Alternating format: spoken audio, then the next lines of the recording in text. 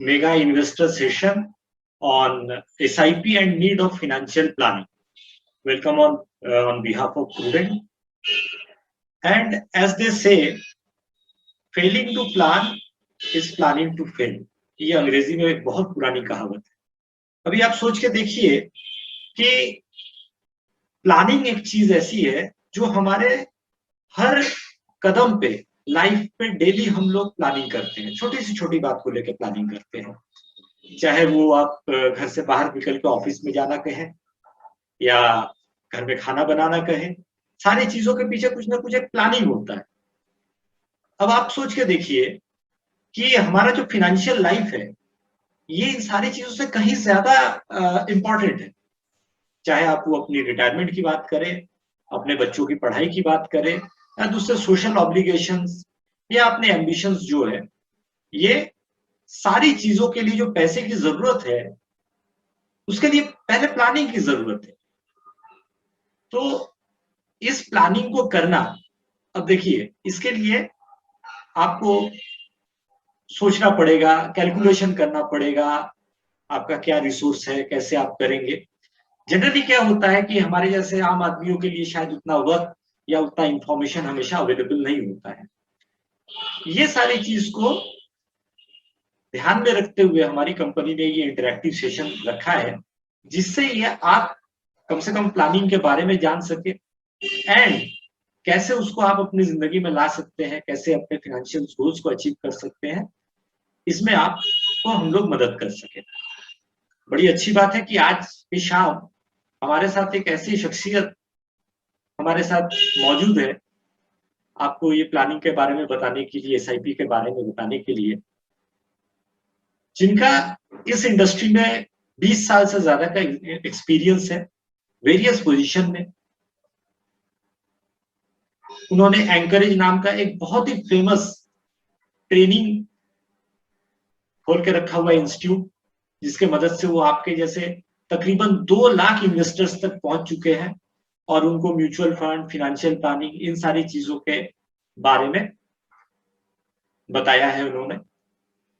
तो मैं आज के दिन वेलकम करूंगा मिस्टर जिगर पारिक को, ताकि वो इस सेशन को आगे लेके जाए और आपको SIP, फाइनेंशियल प्लानिंग, इसके बारे में जो है अपने बहुमूल्य विचार देके आपकी शाम को जो आप हमारे साथ बिता रहे हैं उस पर वैल्यू ऐड कर सके। Thank you so much Mister Jigar Parikh for being with us today evening, and over to you sir to take on the session from here. Thank you very much, Ujjwal. Ujjwal, I will request you to make me co-host as well. I'm not having the rights for sharing. Oh, sure. So, नमस्कार दोस्तों, मैं जिगर पारेख आपका स्वागत करता हूं आज के इस सेशन में। दोस्तों, एक कहानी से शुरुआत करना चाहूंगा।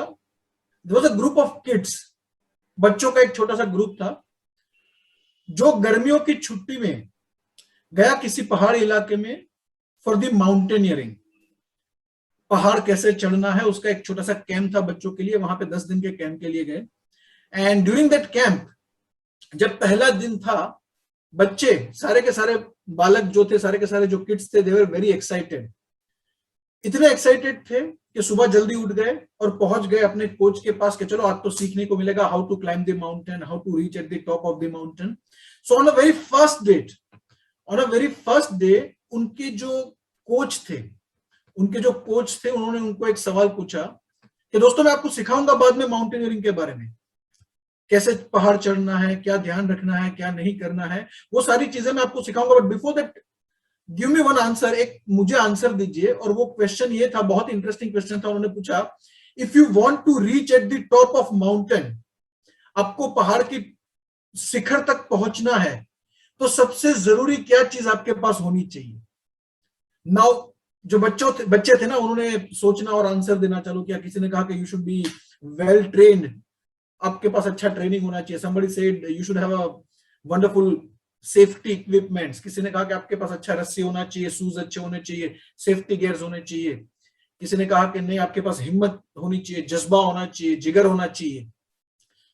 एक के बाद एक बच्चे आंसर देते गए, मगर जो कोच थे उन्होंने सारे के सारे आंसर नकार दिए कि और वो मतलब कोच ने एक ही बात लगातार कहना, रिपीट करना चालू रखा कि आप जो कह रहे हैं वो सही बात है, बट सबसे महत्वपूर्ण बात नहीं है। किसी ने कहा शूज चाहिए, किसी ने कहा अच्छे शूज चाहिए, बट वो सबसे महत्वपूर्ण चीज नहीं है। सबसे महत्वपूर्ण चीज क्या है ये सारी चीजों में से? तब बच्चे थक गए और बोले कि आप ही बता दीजिए सर, अगर ये सारी चीजों में से कोई सबसे महत्वपूर्ण चीज नहीं है तो आप ही बता दीजिए कौन सी चीज सबसे महत्वपूर्ण है। तब जाके कोच ने कहा कि if you want to reach at the top of the mountain, मतलब शिखर तक अगर आपको पहुंचना है तो सबसे जरूरी चीज सबसे पहले जो आपके पास होनी चाहिए वो होनी चाहिए एक माउंटेन, एक पहाड़ आपके सामने होना चाहिए, डिसाइडेड होना चाहिए कि कौन सा पहाड़ चढ़ना है। जब तक ये डिसाइड नहीं करते हो कि कौन से पहाड़ की चोटी तक पहुंचना है, तब तक आपकी सारी की सारी प्लानिंग जो है वो फेल होने के चांसेस है। पहाड़ ही नहीं है सामने, और आपके पास कितने भी सारे सेफ्टी गियर्स हो, इक्विपमेंट्स हो, हिम्मत हो, ट्रेनर हो, कोच हो, वो सारी चीजें दरी की दरी रह जाएगी। सो एक तो पहाड़ होना चाहिए, तभी जाके आप जो प्लानिंग करोगे उस पहाड़ के मुताबिक, यानी कि अगर बर्फीला पहाड़ है तो प्लानिंग अलग होगा, इक्विपमेंट्स अलग होंगे। अगर पथरीला पहाड़ है तो प्लानिंग अलग चाहिए, इक्विपमेंट्स अलग चाहिए। सो दोस्तों ये जो पहाड़ है ना, दिस इज ये एक सिंबल है गोल का। आपकी लाइफ के अंदर भी आपको कहीं पे जाना है, कोई चीज हासिल करनी है, तो सबसे पहले आपको डिसाइड करना पड़ेगा कि क्या हासिल करना है। Decide your mountain first.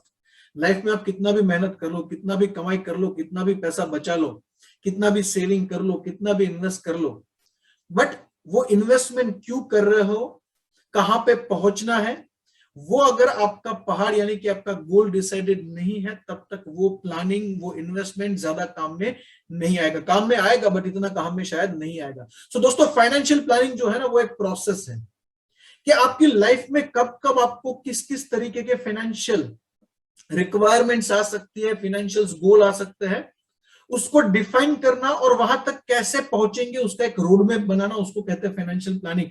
और जैसे उज्जवल ने कहा था, मैं उसी लाइन से शुरू करने की कोशिश करता हूं, failing to plan is planning to fail.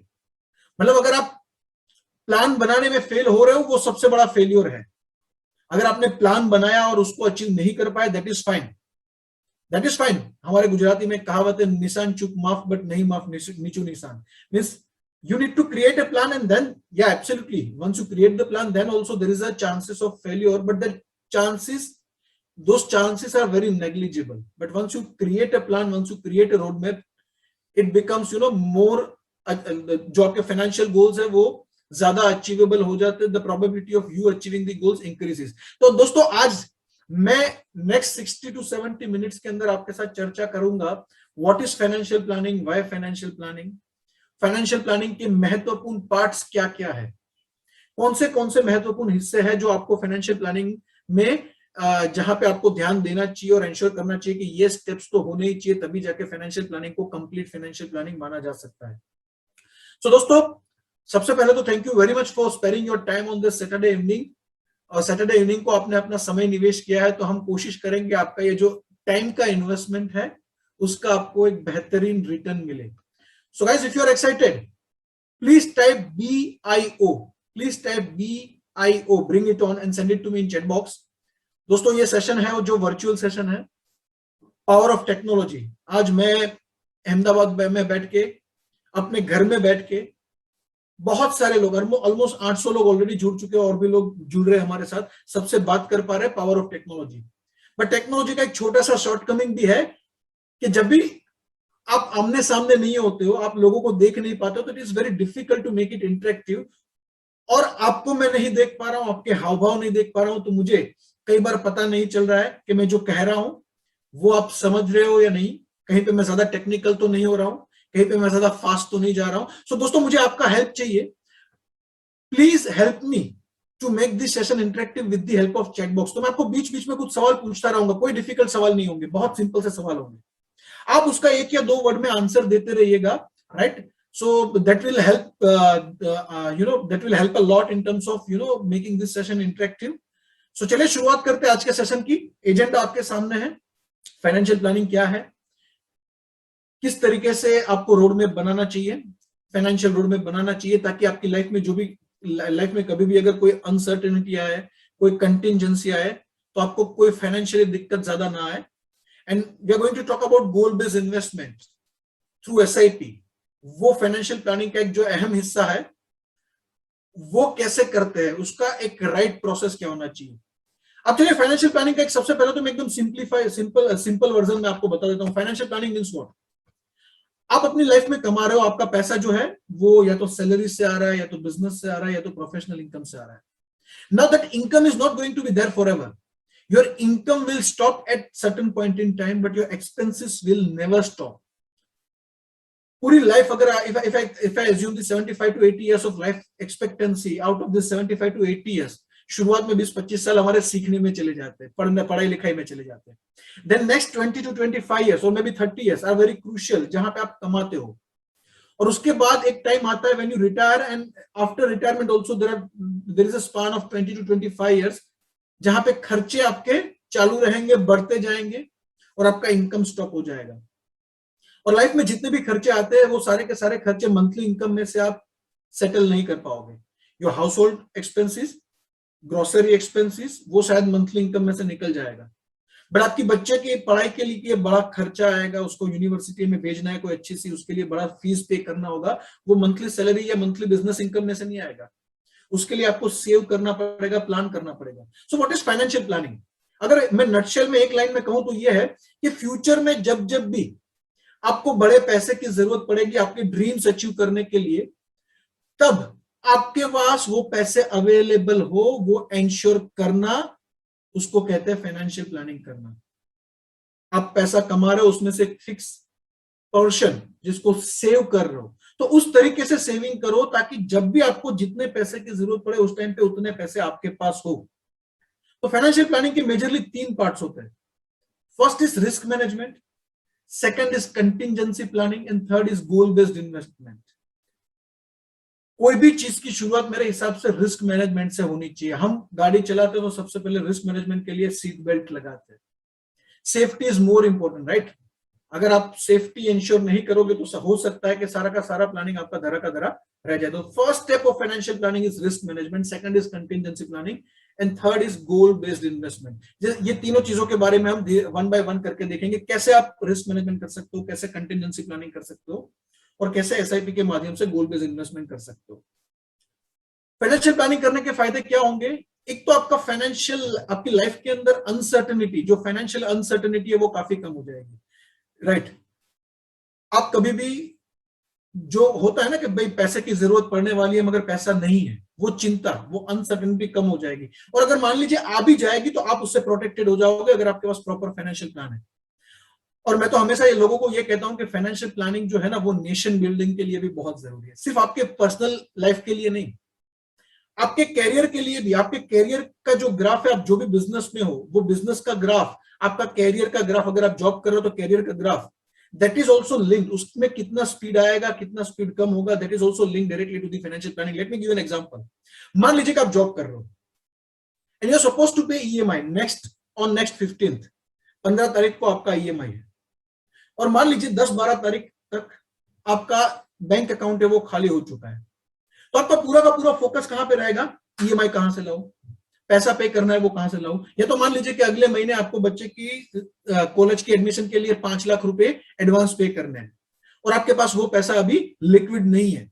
तो आपका पूरा का पूरा दिमाग, आपका पूरा का पूरा एनर्जी, आपका पूरा का पूरा थॉट प्रोसेस वहां पे वो पैसा कहां से लाऊं उसके ऊपर जाएगा. वो एक फाइनेंशियल स्ट्रेस क्रिएट करेगा, एंग्जाइटी क्रिएट करेगा, और वो आपका जो वर्किंग लाइफ है उसके ऊपर भी नेगेटिव इंपैक्ट डालेगा. तो मैं हमेशा लोगों से कहता हूं दोस्तों, इंडिया में आई थिंक एक बहुत ही अच्छी बात है कि आज most of the population is young population. 65% जो हमारा पॉपुलेशन है वो 35 से कम की एज का है. लोग कमा रहे हैं बहुत ही फास्ट. लोअर मिडिल क्लास से मिडिल क्लास में, मिडिल क्लास से अपर मिडिल क्लास में, अपर मिडिल क्लास से रिच वाली कैटेगरी में मूव हो रहे हैं. बट हो क्या रहा है ना, आप पैसा कितना कमा रहे हो उससे आपका फ्यूचर डिपेंड नहीं करता है. आपका फ्यूचर ब्राइट होगा या डार्क होगा वो उस पर डिपेंड नहीं करता. दोस्तों ध्यान से सुनिएगा, और अगर आप नेक्स्ट लाइन के साथ एग्री कर रहे हो तो प्लीज चैट बॉक्स के माध्यम से मुझे यस या नो में बताइएगा आंसर. ध्यान से सुनिएगा. आपका फाइनेंशियल फ्यूचर, आपका फ्यूचर है, उसमें आपको ब्राइट रहेगा या डार्क रहेगा वो उस चीज पे डिपेंड नहीं करता है कि आप कितना कमाते हो, बट वो उस चीज पे डिपेंड करता है कि उसमें से कितना आप फ्यूचर के लिए अच्छे से बचा के, सेव करके, इन्वेस्ट करके वेल्थ क्रिएट करते हो. तो कई बार मैंने ऐसे लोग देखे हैं कि जो 1 लाख रुपए, 2 लाख रुपए हफ्ते का कमाते हैं, मान लीजिए एक ऐसा व्यक्ति है कि जो महीने का 5 लाख रुपए कमा रहा है, फिर भी वो फाइनेंशियल स्ट्रेस में है। सामने दूसरा ऐसा व्यक्ति देखा है जो महीने का सिर्फ 50,000 कमा रहा है, मगर उसका फाइनेंशियल कोई स्ट्रेस नहीं है। हो सकता है, नहीं हो सकता है? प्लीज टाइप एग्री और डिसएग्री। ऐसा हो सकता है, नहीं हो सकता है? राइट?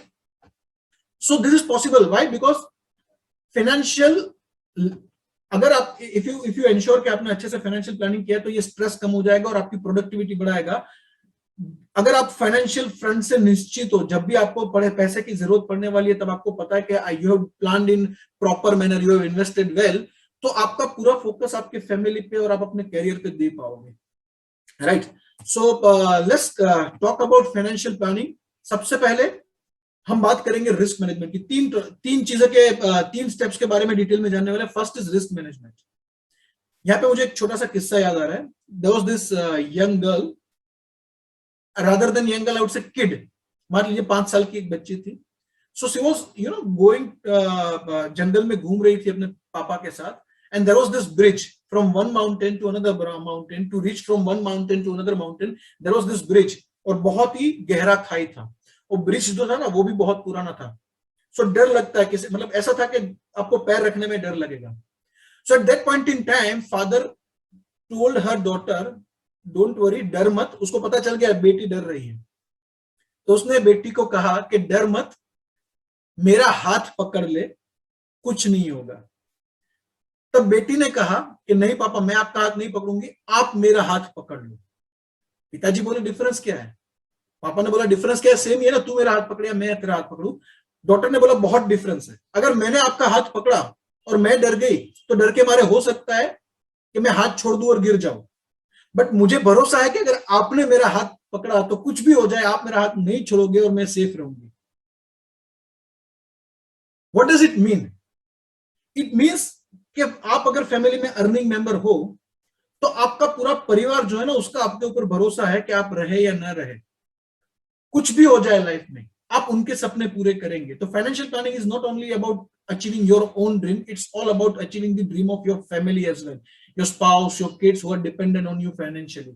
तो पहली चीज आपको यह इंश्योर करनी है कि अगर कोई लाइफ में रिस्क आ जाता है, कोई ऐसा अननोन रिस्क आ जाता है कि जिसकी वजह से कोई बहुत बड़ा फाइनेंशियल लॉस हो सकता है, या तो लॉस ऑफ इनकम हो, या तो लॉस ऑफ मनी हो due to some unknown event, उसके लिए प्लान करो। अगर मैं जिंदा रहा तो मैं हर महीने एसआईपी करके, एक बेटी की एसआईपी, एक एसआईपी बेटी की शादी की, एक एसआईपी बेटे की एजुकेशन की, ये सब कुछ करके प्लान कर लूंगा। बट अगर कोई अननोन चीज हो गई तो क्या होगा? तो सबसे पहला स्टेप है रिस्क मैनेज करने के लिए, you should have the enough term insurance. The first step is to have the enough term insurance.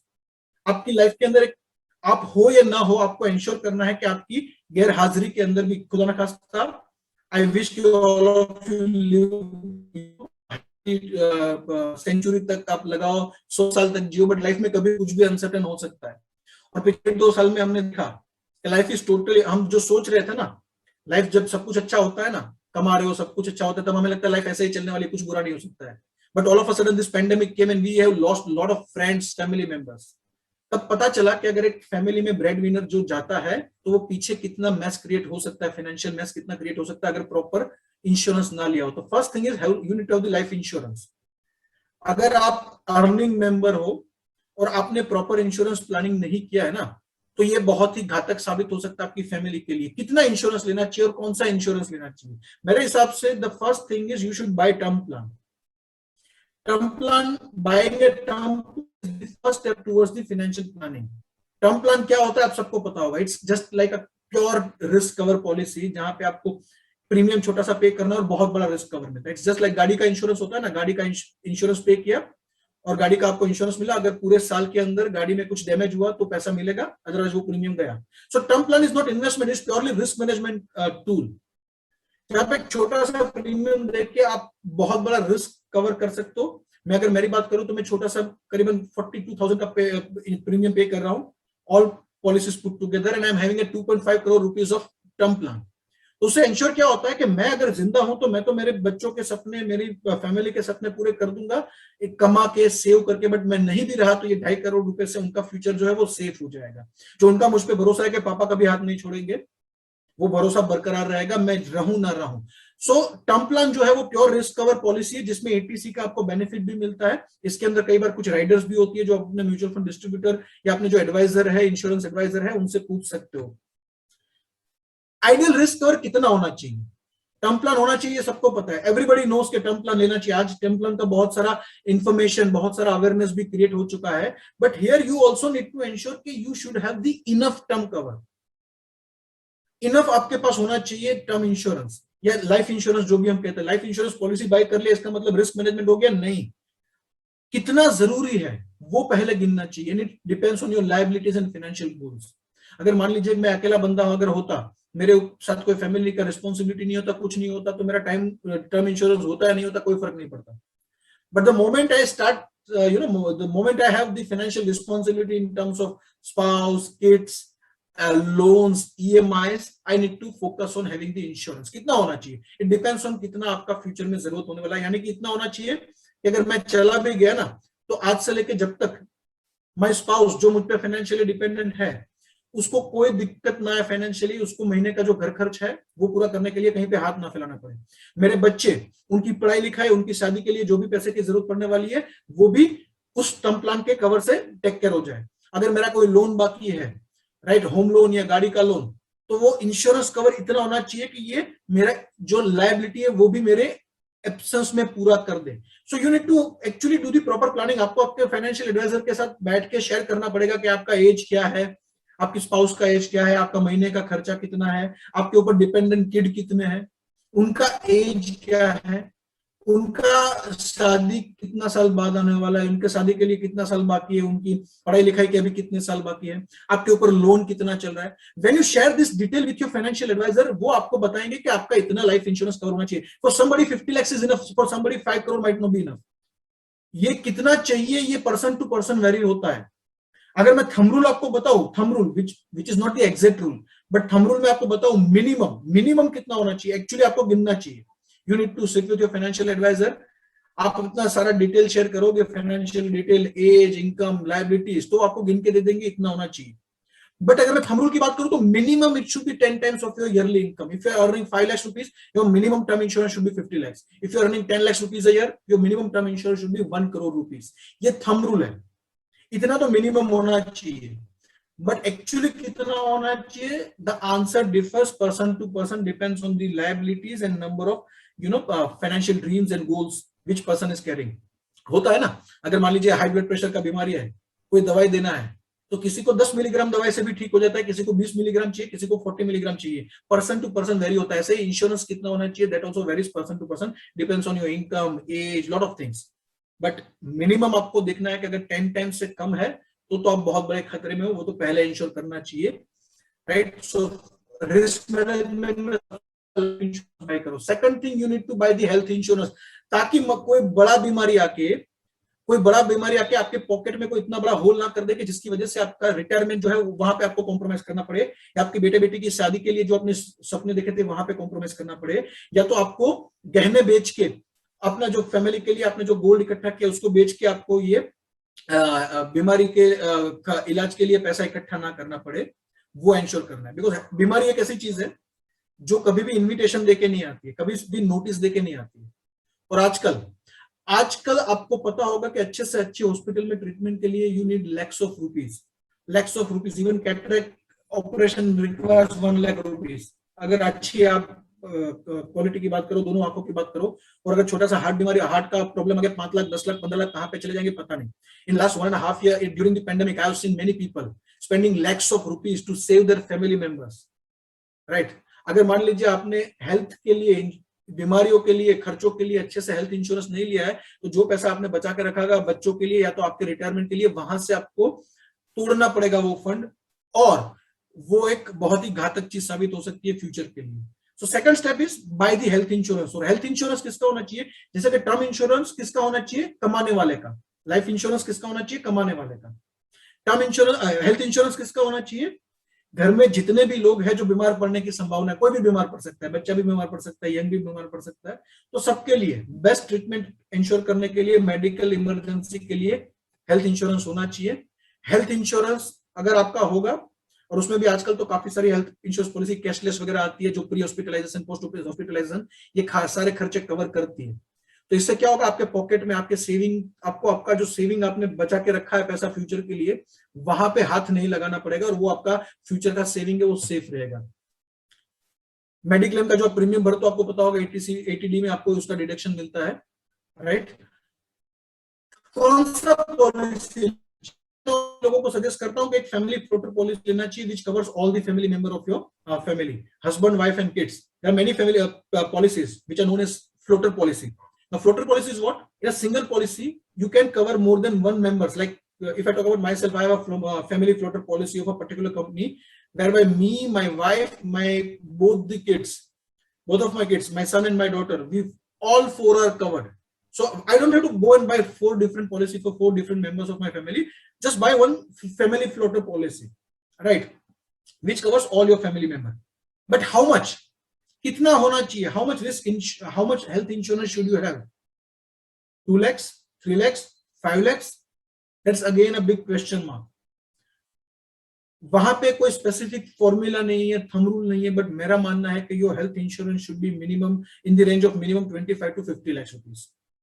Health insurance cover should be minimum 25 to 50 lakhs rupees, because 4-5 lakh रुपए तो आज एक बीमारी में कहां पे चले जाते हैं समझ में नहीं आता। If you want your family members to get the best treatment in the best hospital, 4-5 lakh रुपए का पॉलिसी कब खत्म हो जाएगा, एक बीमारी आएगा पता नहीं चलता। तो what is the way out? Family, there is a wonderful combination which I suggest to all of you, and I would request all of you to write down this. अगर ये पूरा सेशन जो है ना, जो पूरा सेशन है उसमें से अगर आपको बेस्ट वैल्यू चाहिए तो ये जो मैं आपको स्टेप्स बता रहा हूं ना उसको लिखिएगा और बाद में आप अपने फाइनेंशियल एडवाइजर के साथ बैठ के ये सारे स्टेप्स डिस्कस करिएगा कि in each and every step आप कहां पे हो, कितना करना चाहिए और आपने कितना किया, what is the gap and how to fill with the proper financial planning. So please write down this step. First step is to have the enough, the word is enough life insurance cover with the term plan. The second step is to buy the health insurance policy, family floater, along with the family floater. अगर आपको बड़ा risk cover चाहिए तो मैं हमेशा लोगों को suggest करता हूं have the combination of family floater and top up policy, super top up policy. थोड़ा टेक्निकल है बट मैं आपको 2 लाइन में सिंपल करके समझा दूंगा. आज मान लीजिए for example if I want 25 lakh rupees of health insurance cover, right? अगर मैं जाऊं और मैं कहूं कि मुझे 25 लाख का हेल्थ इंश्योरेंस पॉलिसी चाहिए फैमिली फ्लोटर, तो वो महंगा पड़ेगा. So what I would do is I would by one family floater policy worth 3 lakhs और 5 lakhs रुपीस और उसके ऊपर दूसरा 20 लाख का टॉप अप पॉलिसी ले लूंगा, super top up policy. Now what is super top up policy? मान लीजिए बेसिक पॉलिसी लिया मैंने 5 लाख का and super top up policy लिया 20 lakhs का. हमारा total cover is 25 lakhs. When can I use this super top up policy? Super top up policy में कब यूज कर सकता हूं? मेरा जो बेसिक पॉलिसी या बेसिक मेरा जो डिडक्शन मैंने रखा है 5 लाख या 3 लाख का, वो यूटिलाइज होने के बाद. Means what? Say for example I am hospitalised and if my expenses are less than 5 lakhs rupees, मेरा बेसिक पॉलिसी 5 लाख का है और मेरा खर्चा 5 लाख से कम हो रहा है या मेरे फैमिली मेंबर का, then I will claim it from the basic policy. But once this expense goes beyond the 5 lakhs, beyond 5 lakhs rupees of amount, तो वो जो बियॉन्ड एडिशनल एक्सपेंस है that I can claim from the super top up. तो अगर मैं super top up policy लेने जाता हूं तो मुझे कंपनी को बताना है कि बेसिक डिडक्शन कितना चाहिए. मैं कहूंगा मेरा अगर 5 लाख का पॉलिसी ऑलरेडी कोई पड़ा हुआ है तो मैं कहूंगा बेसिक डिडक्शन 5 लाख का चाहिए. Means up to 5 lakhs of expenses I can not go to super top up policy and claim. Up to 5 lakh से बियॉन्ड जो है ना वो मैं सुपर टॉप अप पॉलिसी से निकाल सकता हूं. तो आपके पास होना चाहिए. मेरा खुद का भी है 5 लाख का फैमिली फ्लोटर, 20 लाख का ऊपर उसके ऊपर मैंने सुपर टॉप अप पॉलिसी ले लिया. 5 लाख का basic and 20 lakhs super top up, total cover is 25 lakhs. So super top up policy मैं आपको छोटा सा बताऊं, अदरवाइज मैं डायरेक्टली अगर मान लीजिए फ्लोटर पॉलिसी लेने जाता, मैं यहाँ पे किसी कंपनी का नाम नहीं दे रहा हूँ, but I went to the policy जो आपका पॉलिसी वर्ल्ड है वहां पे गया, policyworld.com पे मैं गया और वहां पे मैंने चेक किया कि मेरी एज, मेरी स्पाउस की एज, मेरे बच्चों की एज के हिसाब से if I want 25 lakhs rupees family worth of family floater policy, how much premium will I have to pay? तो वहां पे पता चला 39,000 प्रीमियम मुझे देना पड़ेगा 25 लाख की रिस्क कवर के लिए. Now instead of this buying single policy of 25 lakhs rupees, जब मैंने चेक किया कि मैं बेसिक 5 लाख का बेसिक पॉलिसी ले लूं और 20 लाख का सुपर टॉप अप पॉलिसी ले लूं, मैं total sum insurance as far as the medical insurance is concern वो 25 लाख का हो गया. मेरा पर्पस सोल्व हो गया. बट वहां पे मेरा टोटल प्रीमियम दोनों का मिला के हुआ 21,391। लेट मी टेल यू, मेरा बेसिक पॉलिसी जो मैंने बाई किया था वो सालों पहले, उसका प्रीमियम आता है 13 से 14,000, और मेरा जहां पे 5 लाख का कवर होता है मेरी फैमिली का, उसके ऊपर मैंने जो सुपर टॉपअप लिया 20 लाख का, वहां पे प्रीमियम आता है सिर्फ 6,000। तो पहले 5 लाख के लिए मैं दे रहा हूँ 12-13,000, और उसके बाद जो 20 लाख है उसके लिए मैं दे रहा हूँ 6,000। अब वो सस्ता क्यों है? बिकॉज उसको पता है सुपर टॉपअप को कि पहले 5 लाख के खर्चे तक तो वो अपने पास क्लेम आने ही वाला नहीं है, so they are cheaper. So go for basic policy and super top up policy. अगर आपने ये 3 चीज कर ली, term plan, health insurance, family floater and super top up policy, तो आपका पहला जो स्टेप था ना वो आपने अच्छे से कर लिया। रिस्क मैनेजमेंट, उसके अलावा छोटे मोटे जो इंश्योरेंस होने चाहिए, home fire insurance, accidental insurance, I assume कि वो आप ले लोगे छोटे छोटे इंश्योरेंस, बट ये 3 क्रूशियल है, term plan, family floater and super top up. आपका पहला स्टेप खत्म हो गया। नाउ सेकंड स्टेप कम्स, उसका नाम है contingency planning. Now what is contingency planning?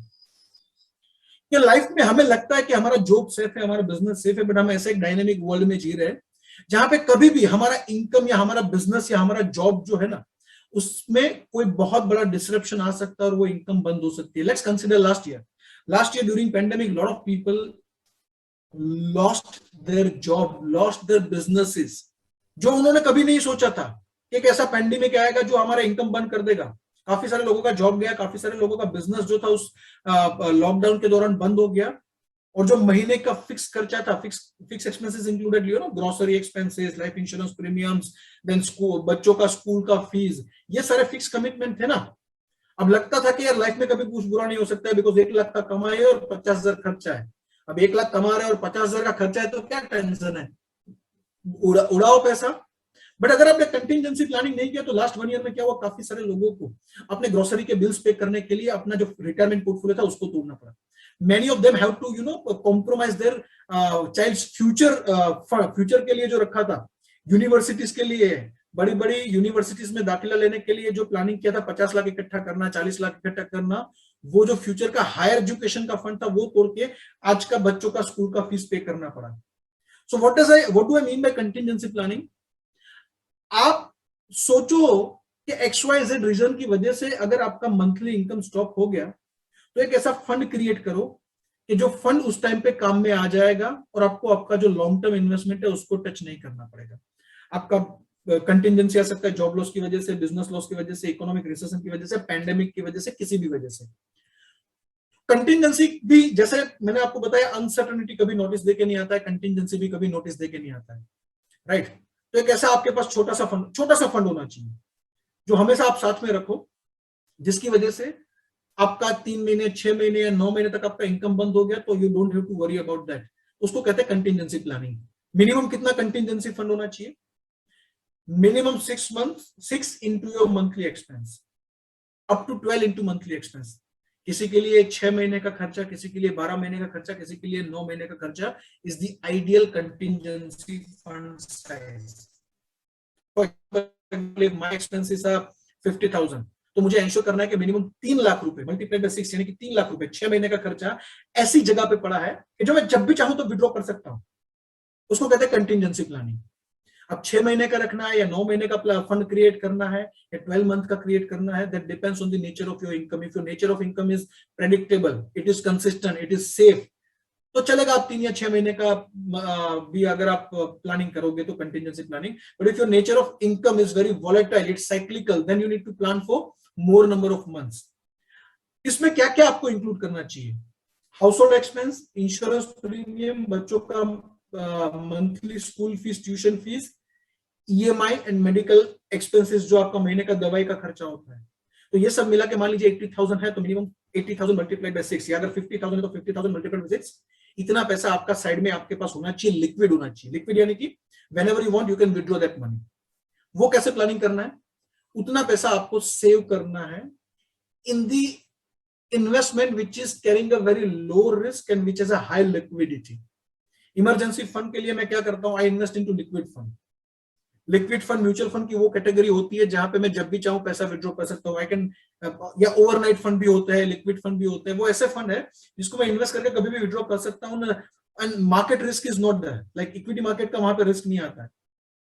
Normally वो सेविंग अकाउंट के आसपास का रिटर्न छोड़ते हैं लॉन्ग टर्म में, सेविंग अकाउंट को थोड़ा बहुत बीट कर देते हैं, आधा पौना % से। अब आपके दिमाग में ख्याल आ सकता है, then why not to keep this money in saving account. Saving account में मत रखो, लिक्विड फंड में आप अपना कंटिजेंसी फंड बनाओ, महीने का fix expense multiplied by 6। Why? Because psychologically, you know what happens when you have a balance in your bank account, it is very easy to go to any shopping mall and swipe your debit card for shopping, unnecessary shopping। जरूरत नहीं है, उस bank में पैसा होता है ना, तो हमें लगता है कि ये पैसा तो खर्च कर सकते हो, but the moment your money gets out of वो जैसे आपके बैंक अकाउंट में से जाता है ना, इन्वेस्टमेंट में चला जाता है, तो वो पैसा सेफ हो जाता है आपसे सेफ। बिकॉज कंटिजेंसी फंड को सेफ किससे रखना है पता है? वहां पे मार्केट का रिस्क नहीं है, वहां पे आपका रिस्क है, आपको अपने आप से सेफ रखना है। कई बार हम कंटिजेंसी के लिए फंड बना देते, बट अगर वो बैंक में पड़ा रहा ना, छोड़ो ना, एक काम करते हैं, एक छोटा सा ट्रिप लगा लेते हैं, उदयपुर का, गोवा का, या तो नॉर्थ हिल स्टेशन का, मनाली का। कंटिजेंसी फंड बैंक में पड़ा है ना, वो तो ठीक है, बाद में बिल्ड कर लेंगे। सो आपको कई बार आपकी जो वांट्स है, आपकी जो इच्छाएं हैं, वो उस पर्टिकुलर फंड को ब्रेक ना कर दे। That's why I suggest build your contingency fund through liquid fund. Liquid fund में आपके 6 से 12 महीने का खर्चा जो है वो होना चाहिए, टू एंश्योर कि लाइफ में कभी भी कंटिजेंसी है, ड्यू टू पेंडेमिक और ड्यू टू जॉब लॉस और ड्यू टू बिजनेस लॉस, आपको आपका लॉन्ग टर्म का जो प्लानिंग कर रहे हैं, लॉन्ग टर्म के लिए जो पैसा बचा रहा है, फ्यूचर के लिए जो पैसा बचा रहा है, बच्चों के लिए, आपकी रिटायरमेंट के लिए, उसको कॉम्प्रोमाइज ना करना पड़े। So according to me, liquid fund, overnight fund, this is the right category to plan for the contingency fund. तो यहाँ पे दूसरे स्टेप में आपको क्या करना है, लिखना है, लिख लीजिए, your monthly income multiplied by minimum 6, उतना आपका पैसा लिक्विड फंड में हमेशा रहना चाहिए, जो आप जब भी चाहो तब विड्रॉ कर सको। राइट। सो अब तक हमने 2 पार्ट के बारे में बात कर ली है, risk management and contingency planning. Risk management में हमने 2 रिस्क की बात की। लाइफ का रिस्क, कमाने वाला व्यक्ति का अगर डेथ हो गया तो फ्यूचर जो फैमिली का है वो कहीं पे जेओपार्डी में ना चला जाए, उसकी वजह से आपको टर्म प्लान खरीदना है। दूसरा रिस्क हेल्थ रिस्क, मेडिकल खर्चों की वजह से घर में किसी को बीमारी आ गई, तो खर्चों की वजह से आपका जो लॉन्ग टर्म इन्वेस्टमेंट है उसको आपको टच ना करना पड़े, तोड़ना ना पड़े। हेल्थ इंश्योरेंस, वहां पे बेसिक पॉलिसी प्लस टॉपअप, वो हो गया आपका रिस्क मैनेजमेंट। और ये हो गया आपका contingency monthly requirement multiplied by 6 और 12। अगर आपका जॉब है वो गवर्नमेंट जॉब है और आपको पता है जाने ही नहीं वाला है, तो 3 से 6 महीने का प्लानिंग करोगे तो भी चलेगा। अगर आपका जॉब ऐसा है कि जो आपको लगता है कि जा सकता है, आपका बिजनेस ऐसा है which is volatile, which is not very predictable, right, then you should have plan for more number of months. तो ये था सेकंड स्टेप। अब सबसे महत्वपूर्ण स्टेप पे, इन्वेस्टमेंट, इन्वेस्टमेंट फॉर फ्यूचर। और फाइनेंशियल प्लानिंग की बात करूं, let me tell you, SIP, the way I think Ujjwal said it very clearly and very beautifully, SIP is the way to achieve most of your आपके जितने भी मर्ज है ना, जितने भी आपके फ्यूचर के फाइनेंशियल गोल्स है ना, वो सारे मर्ज की एक दवा है SIP। अगर आप अच्छे से पहले से प्लान करो, वेल इन एडवांस प्लान करो, then SIP is the kind of a it's not a, let me tell you, it's not a product, it's not an investment plan. SIP is the way of investing into mutual funds. You can do SIP in debt fund, you can do SIP in balance fund, you can do SIP in equity fund also. So आप monthly एक fix amount जब investment करते हो किसी mutual fund की scheme में, आप उसको नाम दे देते हो SIP से हमने इन्वेस्ट किया। It's a beautiful way of achieving all your financial goal. आपके शॉर्ट टर्म गोल है, लॉन्ग टर्म गोल है, सारे के सारे अचीव करने के लिए you need to plan the SIP। अब गोल, अब इन्वेस्टमेंट जो है उसको मैं कहता हूँ गोल based investment. Why goal based investment? Because investment का जर्नी स्टार्ट होता है गोल सेटिंग से। Unless and until you set the goal, you don't know which product is good for you, which asset class is good for you, how much SIP you should do, how much SIP you should not do. जैसा मैंने आपको insurance की बात की थी कि किसी के लिए 50 लाख का कवर इनफ है, किसी के लिए 5 करोड़ का कवर भी छोटा पड़ सकता है। सिमिलर वे SIP भी ऐसा ही है। SIP करने से आपका फ्यूचर सिक्योर हो जाएगा, ऐसा आपने बहुत बार सुना होगा, बट ये मिथ है। SIP करने से आपका फाइनेंशियल फ्यूचर सिक्योर नहीं होगा। इनफ SIP करने से आपका फाइनेंशियल फ्यूचर सिक्योर होगा। जितनी जरूरत है उतना SIP करना पड़ेगा, और जरूरत सबकी अलग अलग होगी। तो सबका SIP कितना करना चाहिए, रिटायरमेंट का, बच्चों के प्लानिंग का, वो सबका आंकड़ा अलग अलग आएगा। कितना SIP आपको करना चाहिए, that depends on goal setting process. उसके लिए आपको एक प्रोसेस करना चाहिए, गोल सेटिंग प्रोसेस। सबसे पहले गोल सेट करो, डिसाइड करो। याद करो मैंने आपको जो शुरुआत में स्टोरी कहा था माउंटेन वाला। So before you invest, you need to decide your mountain, your goal. Your goal should be specific. It should be measurable. It should be attainable. It should be relevant. It should be time bound. कहते हैं ना, smart गोल होना चाहिए। कई बार आप जाते हो अपने फाइनेंशियल एडवाइजर के पास और कहते हो मुझे इन्वेस्ट करना है, राइट? मुझे इन्वेस्ट करना है, कहां पे इन्वेस्ट करूं? 50,000 पड़ा है, लाख रुपए पड़ा है, 5 लाख रुपए पड़ा है, आप कोई अच्छा प्लान बताओ, मुझे इन्वेस्ट करना है। This is not the right way of, this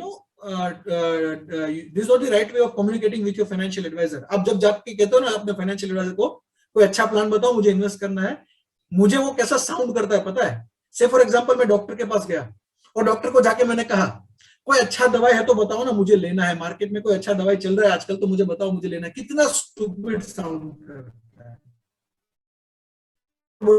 पता कौन सी बीमारी के लिए चाहिए?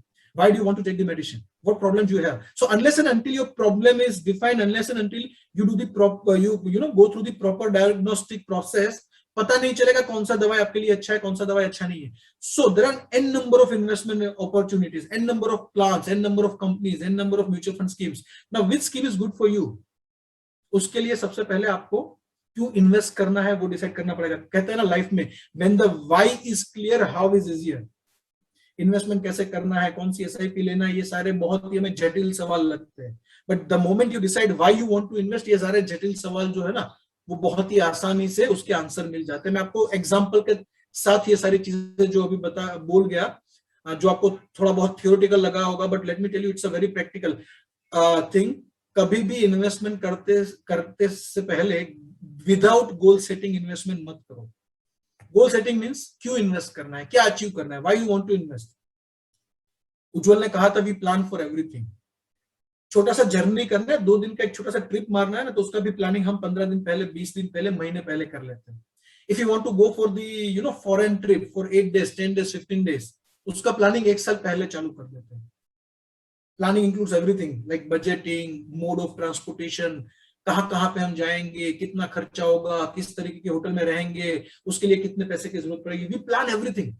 जितना बड़ा टूर होगा आपका, उतना आपका डिटेल प्लानिंग होगा, उतना ज्यादा आप टाइम स्पेंड करोगे प्लानिंग में। मान लीजिए एक छोटा सा एग्जांपल दे रहा हूं। लेट्स अज्यूम कि आप रेलवे स्टेशन पे गए, वहां पे 2 ट्रेन खड़ी है। एक है शताब्दी राजधानी, मतलब ब्यूटीफुल, एकदम साफ सुथरी and wonderful train, beautifully decorated train, देखते ही पसंद आ गई, बहुत बढ़िया ट्रेन है। और दूसरे प्लेटफॉर्म पे खड़ी है एक ट्रेन जो नॉर्मल ट्रेन है, डब्बा गाड़ी है, राजधानी है। आप दोनों में से किसमें बैठना पसंद करोगे? ए राजधानी, बी नॉर्मल ट्रेन। ए या बी आपको टाइप करना है चैट बॉक्स में। आपके जो भी सवाल है we are going to answer those questions during question and answer, but please type A और बी। ए, राइट? सो अब मैं थोड़ा क्वेश्चन बदल देता हूं, अब ध्यान से सुनिएगा, क्वेश्चन में बदल रहा हूं। अब आपने जब चेक किया तब पता चला कि जो राजधानी है ना, जो राजधानी ट्रेन है वो दिल्ली जा रही है, मगर आपको जाना है बेंगलोर। जो दूसरे प्लेटफॉर्म पे ट्रेन खड़ा है, जो इतना अट्रैक्टिव दिख नहीं रहा है, वो बेंगलोर जा रहा है। दूसरे प्लेटफॉर्म पे जो ट्रेन है वो बेंगलोर जा रहा है और आपका डेस्टिनेशन है बेंगलोर। आपको बेंगलोर साले की शादी में जाना है, ब्रदर इन लॉ की शादी में जाना है। आप कौन सी ट्रेन में बैठोगे, ए और बी? अब मुझे बताओ। ए ट्रेन जो है वो दिल्ली जा रही है, बहुत अच्छी, आपको पसंद है। बी ट्रेन इतनी अच्छी नहीं है दिखने में, वो बेंगलोर जा रही है जहां पे आपको जाना है। विच train is good for you? आप कौन सी ट्रेन में बैठोगे, ए या बी? बी। आंसर तुरंत बदल के आपको पसंद है ए बट फिर भी बैठना पड़ा बी में। क्यों? Because which train is good for you depends on your destination, where you want to reach. Similarly life में आपके इन्वेस्टमेंट प्रोसेस, आप जब इन्वेस्टमेंट करोगे ना, आपके सामने बहुत सारे प्लान आएंगे, बहुत सारे अच्छी चीजें आएंगी। आपको लगेगा ये भी अच्छा प्लान है, ये भी ले लूं, ये भी ले लूं, ये भी ले लूं। But unless and until your destination is decide, आपको पता नहीं चलेगा whether that particular plan is good for you और not. So goal should be smart. You need to answer this 4 questions before you start planning for your investment, before you start doing your SIP for any particular goal. Number 1, for what will you need money? किस चीज के लिए पैसा इकट्ठा करने की कोशिश करो इन्वेस्टमेंट के साथ? रिटायरमेंट के लिए, गाड़ी खरीदने के लिए, बंगलो खरीदने के लिए, बेटे की शादी के लिए, बेटे के फ्यूचर के लिए, बेटे की शादी के लिए, या बेटी की पढ़ाई लिखाई के लिए. So you need to just mention the name of the goal. दूसरा क्वेश्चन आपको आंसर करना है, कब पैसे की जरूरत पड़ेगी? कब कैसे की जरूरत पड़ेगी? 10 साल के बाद, 7 साल के बाद, 15 साल के बाद, 20 साल के बाद. तो पहले गोल का नाम लिखो, रिटायरमेंट. फिर लिखो कितने साल बाद पैसे की जरूरत पड़ेगी. After 20 years, after 25 years, after 5 years, after 3 years. Because मान लीजिए, let's continue with this example of train. अब आपके पास दो ऑप्शन है, एक ट्रेन है जो बेंगलोर जा रही है जिसमें बेंगलोर 4 घंटे, दूसरा आपके पास है फ्लाइट जो 2 घंटे में पहुंचाएगा, और आपका वहां जाना बहुत अर्जेंट है, आपको 3-4 घंटे में पहुंचना है। आपका जो ऑब्जेक्टिव है, मान लीजिए कि कोई बहुत बड़ा इमरजेंसी है जिसके लिए आपको बेंगलोर पहुंचना है और 3-4 घंटे में पहुंचना है, तो आप ट्रेन की जगह पे जाओगे फ्लाइट में। जैसे ही आपको पता चला आपका टाइम होराइजन कितने समय में पहुंचना है, आपके लिए जो आइडियल मोड ऑफ ट्रांसपोर्टेशन था which was train earlier, now it is change to flight, तो आपको पता होगा कि कितने समय में पहुंचना है, कितने पैसे की जरूरत पड़ेगी, कितने समय में पहुंचना है, उसके हिसाब से आपका इन्वेस्टमेंट भी चेंज हो जाएगा। अभी आपको लगता है कि पीपीएफ से मेरे गोल अचीव हो जाएंगे या एफडी से हो जाएंगे, बट मान लीजिए कि आपका गोल जो है, जैसे आपने क्वांटिफाई किया कि किसी के लिए पीपीएफ अच्छा है, किसी के लिए एफडी अच्छा है, किसी के लिए म्यूचुअल फंड अच्छा है, सारे इन्वेस्टमेंट अच्छे हैं, बट आपके लिए कौन सा इन्वेस्टमेंट अच्छा है, कौन से प्रकार का आपको स्कीम लेना चाहिए एसआईपी के लिए, दैट डिपेंड्स ऑन कि कितने साल के बाद आपको पैसे की जरूरत पड़ेगी। गाड़ी अच्छा या प्लेन अच्छा, ट्रेन अच्छा या प्लेन अच्छा, या बाई कार जाना अच्छा, दैट डिपेंड्स ऑन डिस्टेंस। तीसरा, कितने पैसे की जरूरत पड़ेगी, रिटायरमेंट के लिए पैसा इकट्ठा करना है, 20 साल के बाद पैसे की जरूरत पड़ेगी, 2 क्वेश्चन आंसर हो गए। अब कितने पैसे की जरूरत पड़ेगी वो आपको गिनना पड़ेगा, ये साइंटिफिक प्रोसेस है। For this you will have to take the help of your financial advisor. मैं आपको एग्जांपल बताऊंगा यहाँ पे अभी थोड़ी देर में, but for that you need to take the help of your financial advisor who can exactly tell you with proper planning mathematics कि आपको अगर रिटायर होना है और आपका लाइफस्टाइल मेंटेन करना है तो 20 साल के बाद हर महीने इतने पैसे की जरूरत पड़ेगी, तो कितने पैसे की जरूरत पड़ेगी, कितने फंड की जरूरत पड़ेगी, वो तीसरा क्वेश्चन आपको आंसर करना है, right. And then you need to ask yourself कि मेरा जो सेविंग है, वो सेविंग का जो मेरा कैपेसिटी है, the kind of amount which I am able to save from my monthly expense, is it enough to reach my goal, is it enough to fulfil my dream. इसको कहते हैं financial planning का theoretical process. चलिए अब चलते practical की तरफ,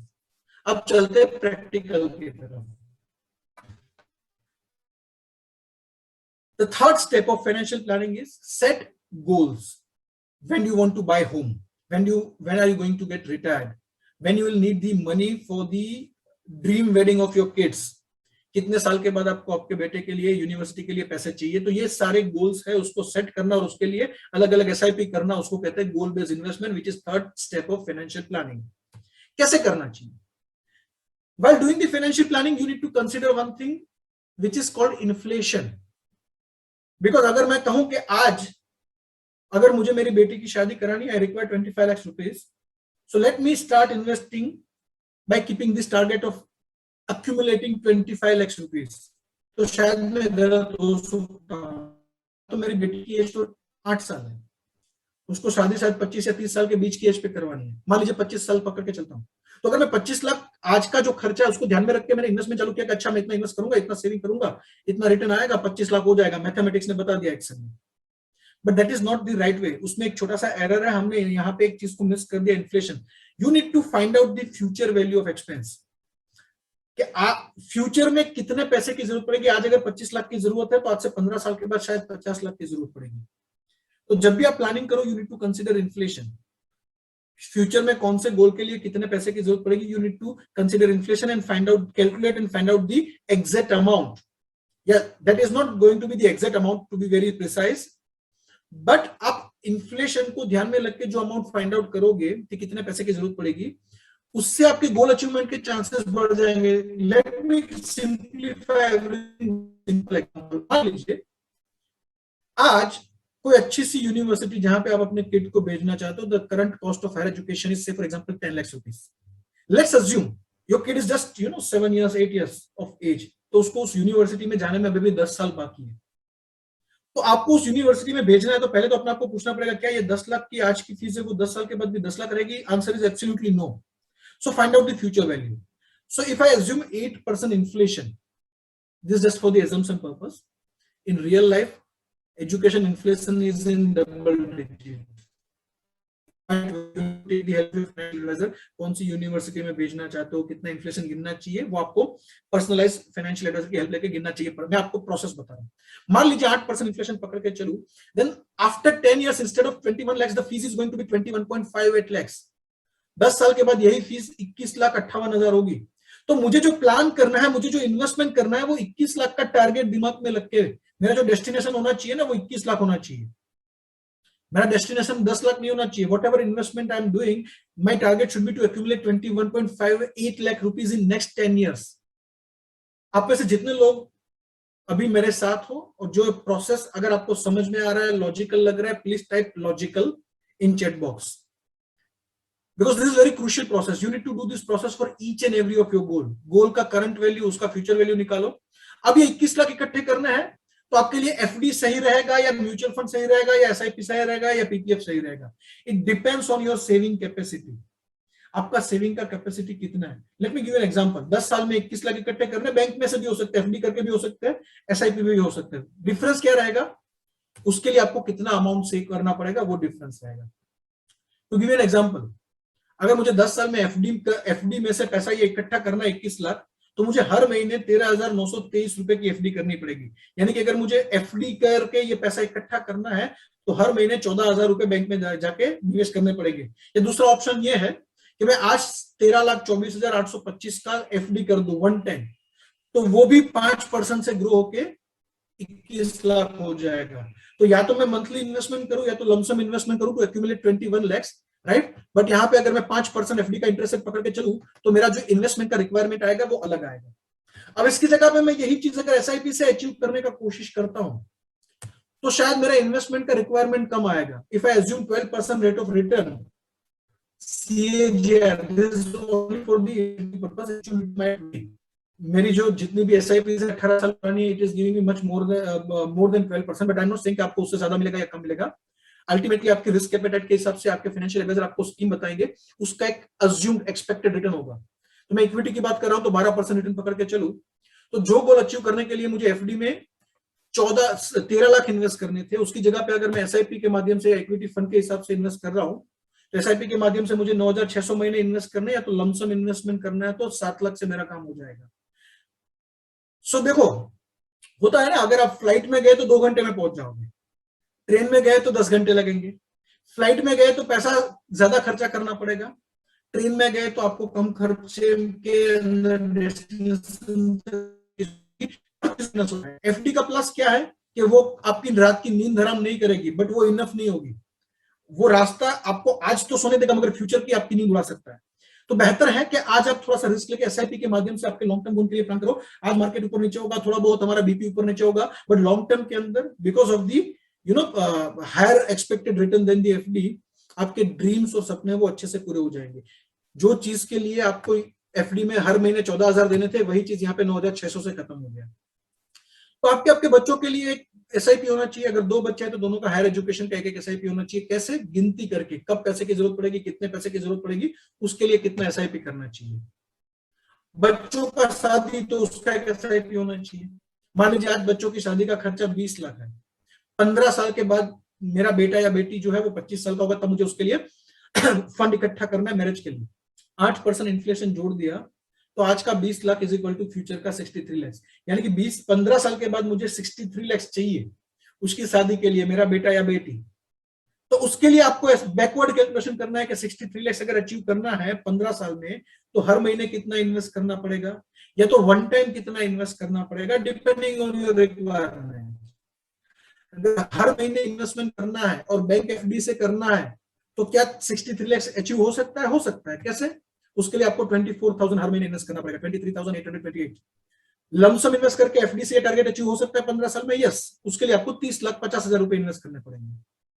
but उसकी जगह पे यही टारगेट अगर आपने इक्विटी म्यूचुअल फंड से अचीव करने का कोशिश किया, 12% का मैं एजम्पशन लेके चलूं, तो इंस्टेड ऑफ 23,000 का एसआईपी आपको सिर्फ 13,000 का एसआईपी, हर महीने 23,000 की जगह पे हर महीने 13,000 इन्वेस्ट करने पड़ेंगे और आपका गोल अचीवमेंट का चांसेस ऑलमोस्ट बढ़ जाएगा।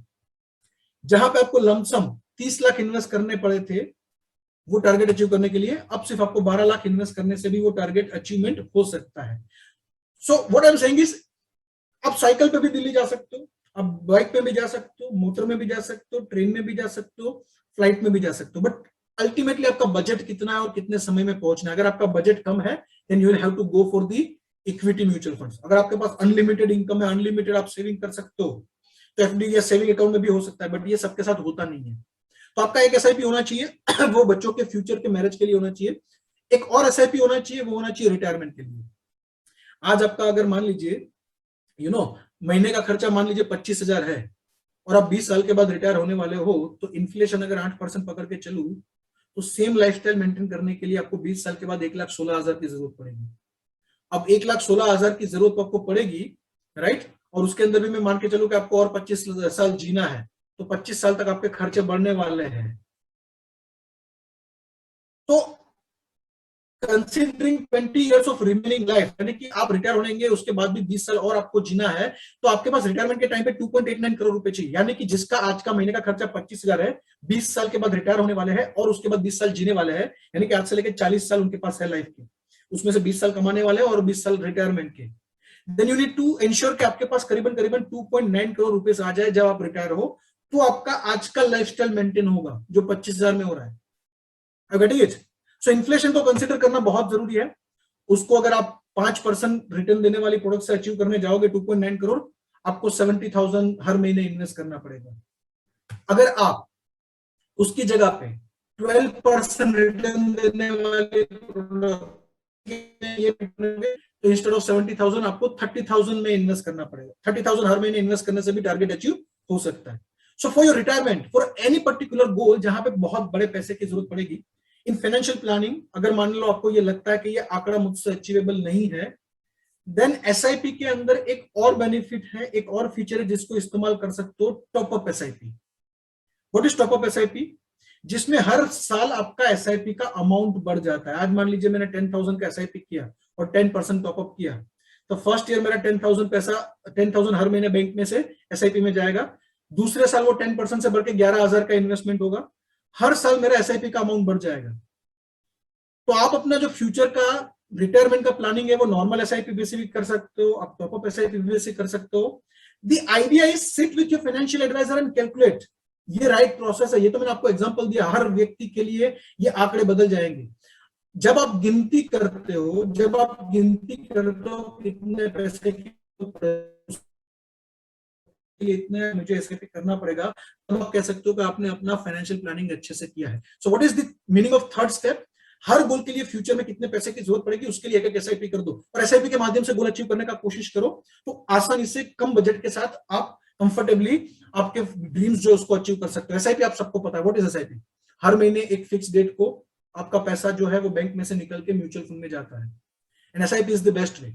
एफडी से करने जाओगे शायद 3 गुना 4 गुना इन्वेस्ट करना पड़ेगा और वो शायद सबका सेविंग कैपेसिटी नहीं होगा। आपका खर्चा जो है वो 8%, 10% से बढ़ रहा है, 12% से बढ़ रहा है, तो आपका इन्वेस्टमेंट ऐसा होना चाहिए फाइनेंशियल प्लानिंग जब कर रहे हो तब कि जो इन्फ्लेशन के सामने आपको प्रोटेक्शन दे। अगर आपका खर्चा 8% से बढ़ रहा है, एफडी 5% रिटर्न दे रहा है, यानी कि वो इन्वेस्टमेंट आपका हर साल 3% खा रहा है।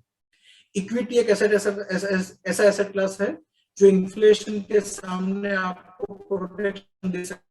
इसलिए मैं हमेशा सजेस्ट करता हूं कि आपके जितने भी लॉन्ग टर्म गोल है उसके लिए एक एसआईपी होना चाहिए। एसआईपी के सारे बेनिफिट्स आपको पता है। एसआईपी आप कभी भी चालू कर सकते हो, कभी भी बंद कर सकते हो, एसआईपी का अमाउंट कभी भी विड्रॉ कर सकते हो। करना नहीं चाहिए। लॉन्ग टर्म के लिए गोल बेस्ड एसआईपी करना चाहिए। जब तक गोल अचीव ना हो तब तक आपको इस एसआईपी के साथ बने रहना चाहिए। एसआईपी के और फायदे आपको पता होगा, रुपी कॉस्ट एवरेजिंग, मार्केट टाइमिंग का चिंता नहीं है। हम जब भी म्यूचुअल फंड में निवेश करते हैं, इक्विटी म्यूचुअल फंड में निवेश करते हैं, हमें डर रहता है कि मार्केट गिर गया तो क्या, मैंने बाई कर लिया उसके बाद मार्केट नीचे गया तो क्या। तो मार्केट में हर महीने आपका पैसा जा रहा है, फिक्स अमाउंट जा रहा है, तो ऑटोमेटिक एवरेज आउट हो जाता है और आपका रिस्क काफी कम हो जाता है। एसआईपी के बेनिफिट्स आपको आपके फाइनेंशियल एडवाइजर ने बताए होंगे। सबसे बड़ा बेनिफिट जो मुझे लगता है ना, वो रिटर्न नहीं है। सबसे बड़ा बेनिफिट रिस्क कम होना भी नहीं है। सबसे बड़ा बेनिफिट जो मेरे हिसाब से है वो है डिसिप्लिन। डिसिप्लिन आ जाता है लाइफ में। अगर मैं आपको कहूं रोज 1 घंटा चलने से आपका हेल्थ अच्छा होगा तो समझने में अच्छा लगता है, सुनने में अच्छा लगता है, बट हर रोज सुबह उठ के 1 घंटा एक्सरसाइज करना, वो डिसिप्लिन जो है ना वो सब में नहीं होता है। वो डिसिप्लिन सब में नहीं होता। बट कल अगर डॉक्टर ने आपको बोल दिया अगर डेली सुबह उठ के 1 घंटा नहीं चले तो आप मर जाओगे अगले 6 महीने में, तो आप चलना चालू करो। तो डिसिप्लिन कई बार क्या होता है ना, डिसिप्लिन जहां पे हमें लगता है कि अभी बहुत समय बाकी है, बहुत लंबे समय के बाद पैसे की जरूरत पड़ेगी, अभी जल्दबाजी नहीं है, तो हमारा डिसिप्लिन जो है ना वो कई बार छूट जाता है। इन्वेस्टमेंट में भी डिसिप्लिन चाहिए। अगर हर महीने कंसिस्टेंसी से पैसा बचाओगे तभी जाके एसआईपी का ट्रू पावर मिलेगा। एसआईपी का सबसे बड़ा फायदा है डिसिप्लिन आ जाता है। एक बार आपने फॉर्म भर दिया तो आपको पता है कि हर महीने की 5 या 7 तारीख को पैसा कटना है और वो कट जाता है। अगर हमें डिसाइड करना है कि अपना सैलरी आया उसमें से अब चेक लिखना है या तो ऑनलाइन जाके ट्रांजेक्शन हर म्यूचुअल इन्वेस्टमेंट करना है, वो डिसिप्लिन नहीं आता है। एसआईपी से डिसिप्लिन आ जाता है। ब्रूस ली ने कहा था, I fear not the man who has practised 10,000 kicks but I fear the man who has practised one kick 10,000 times. एक ही चीज को अगर बार बार करते हो उसका पावर बहुत अच्छा आता है। एसआईपी का भी कुछ ऐसा है, हर महीने आप बोरिंग सी चीज है, हर महीने फिक्स अमाउंट म्यूचुअल फंड में जाने दो जाने दो जाने दो, बोरिंग वाली चीज है, बट लॉन्ग टर्म में वो बोरियत का जो फल मिलता है आपको बहुत बड़ा मिलता है। सबसे बड़ा बेनिफिट एसआईपी का पावर ऑफ कंपाउंडिंग, जितना लंबा समय देते हो उतना आपका वेल्थ क्रिएट ज्यादा होता है।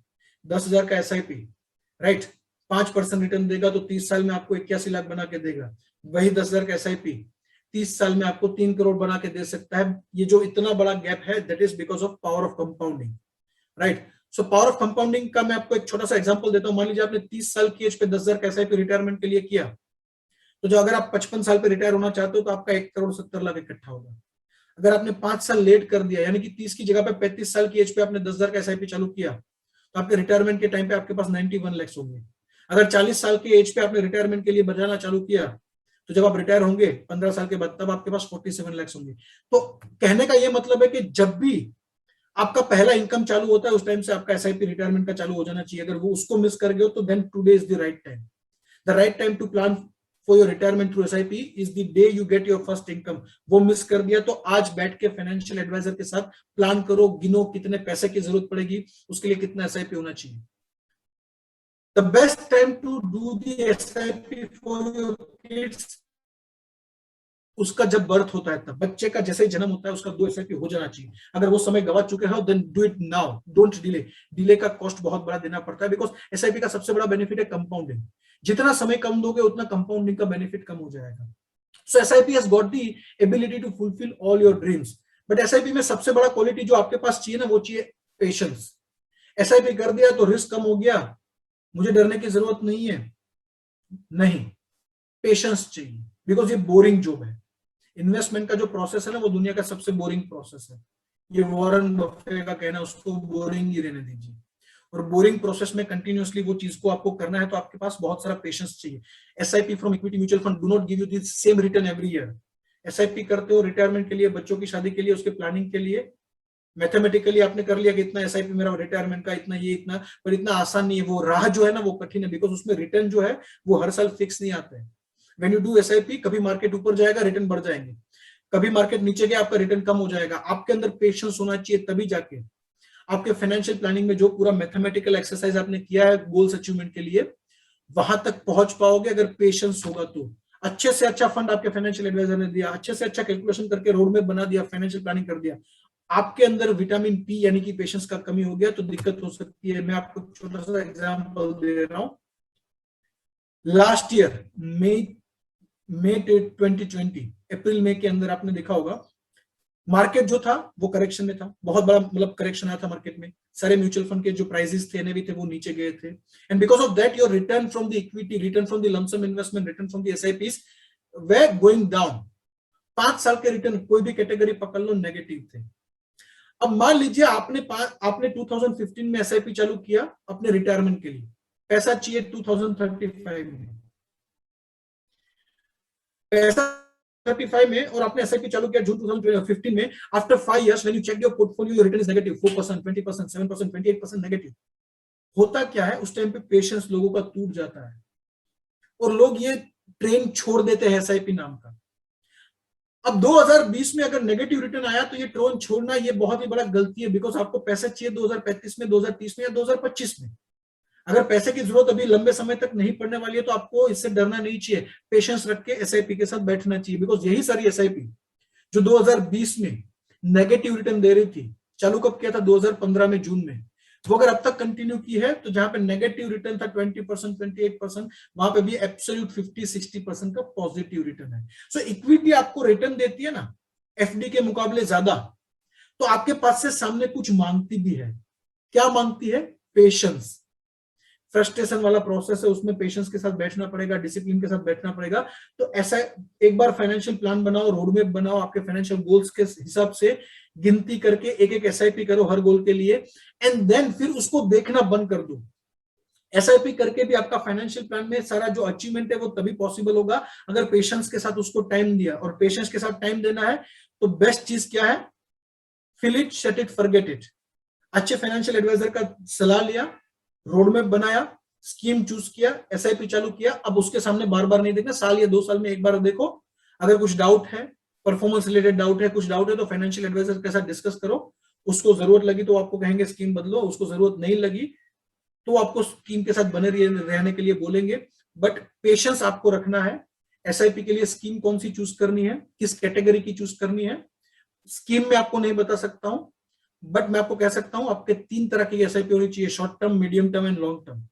जिस पैसे की आपको शॉर्ट टर्म में जरूरत पड़ने वाली है 3 साल से कम के समय में, उसके लिए आपका पैसा जो है वो डेट फंड के अंदर जाना चाहिए, डेट फंड की एसआईपी कर सकते हो। 3 से 5 साल का कोई गोल है, 3 साल के बाद गाड़ी लेना है, 5 गाड़ी लेना है, तो उसके लिए अगर आप प्लानिंग कर रहे हो, उसका डाउन पेमेंट या ईएमआई के लिए जो डाउन लोन लेने के लिए जो डाउन पेमेंट का प्लानिंग कर रहे हो, 3 से 5 साल में पैसे चाहिए, you can invest into hybrid fund. 5 साल से दूर आपका गोल है, उसके लिए फाइनेंशियल प्लानिंग करो, you can go for equity fund.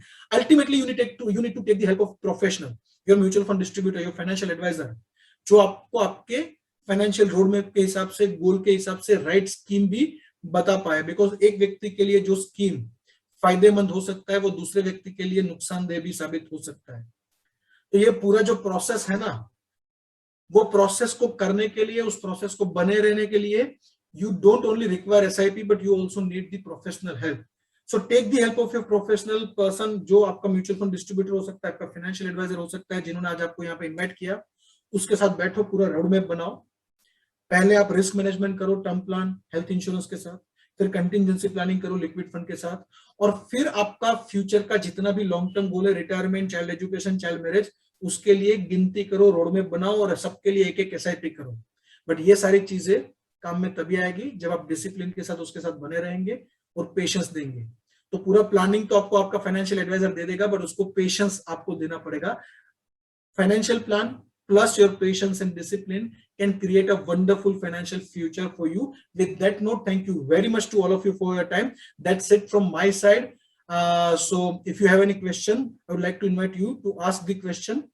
उज्जवल, मैं आपको रिक्वेस्ट करूंगा वापस ऑनलाइन आ जाइए और क्वेश्चन आंसर जो राउंड है उसको मॉडरेट करें। पर उससे पहले मैं आप सब लोगों का तहे दिल से धन्यवाद करना चाहूंगा। फाइनेंशियल प्लानिंग एक टेक्निकल टॉपिक है। सैटरडे वीकेंड का मूड होता है, घूमने फिरने का मूड होता है, उसकी जगह पे आप यहाँ पे आए, 60-70 मिनट्स हमारे साथ स्पेंड किया।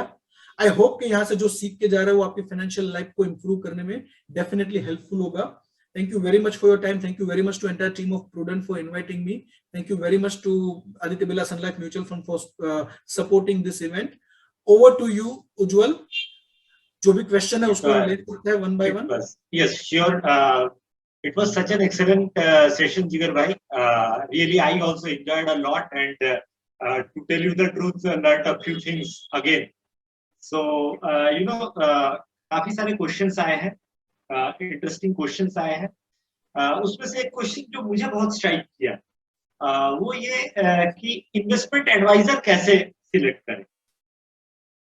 थोड़ा हटके सवाल था तो मैंने सोचा इसी से स्टार्ट किया जाए। इन्वेस्टमेंट एडवाइजर कैसे सिलेक्ट करें?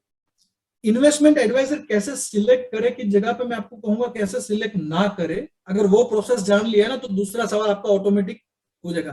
देखो, इन्वेस्टमेंट एडवाइजर के अंदर क्या क्या क्वालिटीज होनी चाहिए। नंबर 1, आपके लिए वही एडवाइजर सही है जो कोई एक पर्टिकुलर सिर्फ प्रोडक्ट के या प्लान के साथ नहीं जुड़ा हुआ है। For example, there are 2 types of people. एक ऐसा एडवाइजर होता है जिसके बास्केट के अंदर सारी प्रोडक्ट होती है, इंश्योरेंस होती है, म्यूचुअल फंड होती है, म्यूचुअल फंड के अंदर भी अलग अलग प्रकार की कंपनियां होती है। इस तरीके का एडवाइजर देखना चाहिए जिसके पास सारी प्रोडक्ट है। बिकॉज इन्वेस्टमेंट बहुत पर्सनलाइज सब्जेक्ट है। कोई एक प्लान हर व्यक्ति के लिए या कोई एक कंपनी का कोई एक प्लान हर व्यक्ति के लिए सेम नहीं हो सकता। तो अगर सामने वाला अगर ये कहता है कि मैं सिर्फ एक कंपनी के प्लान बेचता हूं तो आपको उससे दूर रहना चाहिए। सबसे पहला तो उसके पास ये होना चाहिए कि पूरा बास्केट होना चाहिए। Investment advisor should be having a kind of a, जिसको हम कहते हैं ना सुपर मार्केट। तो एक ऐसा एडवाइजर ढूंढो जिसके पास सुपर मार्केट है, जो आपकी रिक्वायरमेंट के हिसाब से आपको कोई भी कंपनी का प्लान जो है वो सजेस्ट कर पाए। नंबर 1। नंबर 2, एक्सपीरियंस देखना चाहिए और क्वालिफिकेशन देखना चाहिए। क्वालिफिकेशन यानी कि आपको इंश्योर करना चाहिए कि अगर आप म्यूचुअल फंड किसी के पास से खरीद रहे हो तो उसका एमफी सर्टिफिकेशन है कि नहीं। बिकॉज इंडिया के अंदर बहुत क्लियर है, अगर आपको इंश्योरेंस के लिए एडवाइस देना है, there is a certification called IRDA। Mutual fund के लिए आपको किसी को सजेस्ट करना है, then you need to have the education called MFI। तो एजुकेशन बैकग्राउंड चेक करो, MFI है कि नहीं है, IRDA है कि नहीं है क्वालिफाइड, तो उसके पास लीगली वो क्वालिफिकेशन है आपको सजेशन देने के लिए, प्रोडक्ट सिलेक्ट करने के लिए, right. That is the second thing. Third thing is experience and the research capability. Because इतना वाइड, इतना बड़ा, मतलब देखिए इतना बड़ा यूनिवर्स है, इतनी सारी कंपनी, इतनी सारी स्कीम, इतनी सारी कैटेगरीज, तो उसमें से आपके लिए क्या सही है वो चुनने के लिए उसके पास एक्सपीरियंस चाहिए और बहुत बड़ा टेक्नोलॉजिकल प्लेटफॉर्म चाहिए कि जहां पे वो रिसर्च कर पाए। तो उसका रिसर्च का कैपेबिलिटी कितना है, वो रिसर्च के लिए आपको जो फंड चूज करके दे रहे हैं, आपको जो प्लान चूज करके दे रहे हैं, उसके लिए उसका रिसर्च कैपेबिलिटी है कि नहीं, इन terms of infrastructure, in terms of technology, in terms of experience, वो देखना चाहिए। And finally last but not the least, trustworthy है कि नहीं। वो आप लोगों से बात करोगे ना, देखिए ट्रस्ट वाला फीलिंग है ना, आपको समझ में आ जाता है, राइट। ट्रस्ट वाला जो फीलिंग है वो कई बार लोगों से बात करके समझ में आ जाता है, ट्रस्ट करना चाहिए या नहीं करना चाहिए।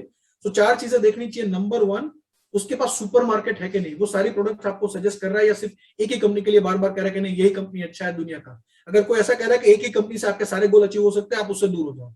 उसके पास पूरा यूनिवर्स होना चाहिए। नंबर 2, क्वालिफिकेशन, उसके पास मिनिमम MFI और IRDA है कि नहीं, वो देखना चाहिए।